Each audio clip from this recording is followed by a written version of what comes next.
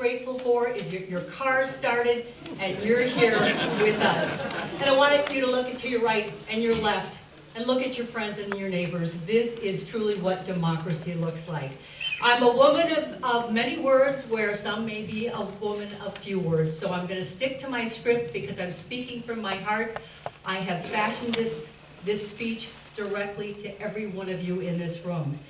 My name is Michelle Lee. I'm an award-winning journalist, a mother, and lifelong advocate. I'm running to be your next state senator. I've dedicated my life to listening to and sharing your stories. Now I'm ready to work with you to fight for our shared values in St. Paul. You know, as I look around and see your faces today, I see so many new and old friends who I've come to know over the years. We're here to talk about our shared vision and our shared values, both of which we've come to understand and accept because of our life experiences together as we listen and share stories about our families and our neighbors. Last year, I fought hard to bring our vision and our values to Washington. I can't thank you enough, and all of the thousands of people who voted in my favor in that race. I can't thank you nearly enough. Our People's Campaign proved one thing.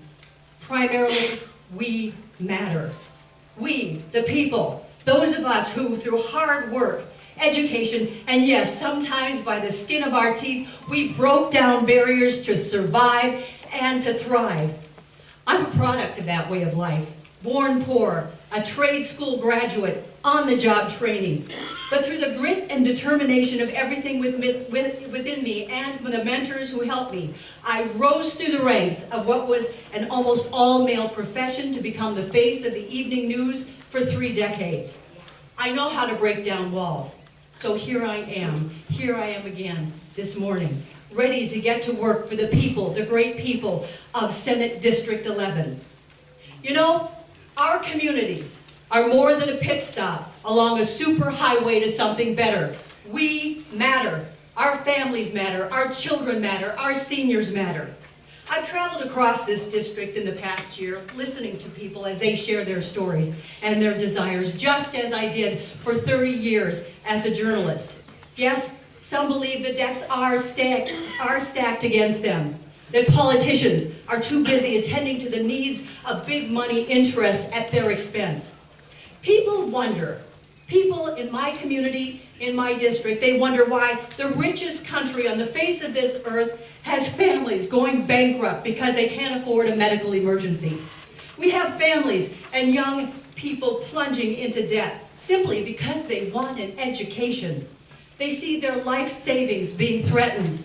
They also wonder whether threats to gut Social Security and pension programs will someday be realized. They see themselves staring in the bathroom mirror as they cut another pill in half because no one will do anything about the cost of the prescription drugs that they must take to survive. Others now lock their doors for the first time in their lives in this district because someone might break in to steal something to pay for an opioid addiction. Sometimes, you know, this doesn't sound like the land of the free and the home of the brave, does it?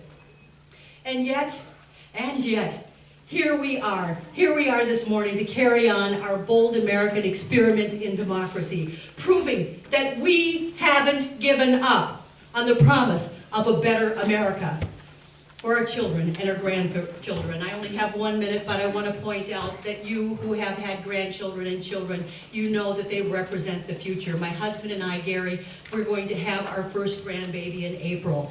And I want to work on behalf of that child and every grandbaby and every child in this district to ensure that they have access to affordable medical care, quality education, and that we take care of our environment for the next 7 generations, because we are at a tipping point. These are issues that are important. I also want to throw out that I will work hard to expand jobs in our district. That's going to happen with expansion of broadband so we can bring our most important export back to our small communities, and that is our young people who go to the Twin Cities to get jobs. With broadband, if they can lock on with internet, they can create their own jobs, they can create small businesses, they can connect and create those jobs of the 21st century. And I'm out of time, but I want to tell you, I would be so honored to carry the water for every one of you in this room to provide and amplify your voice in St. Paul. This morning, I humbly ask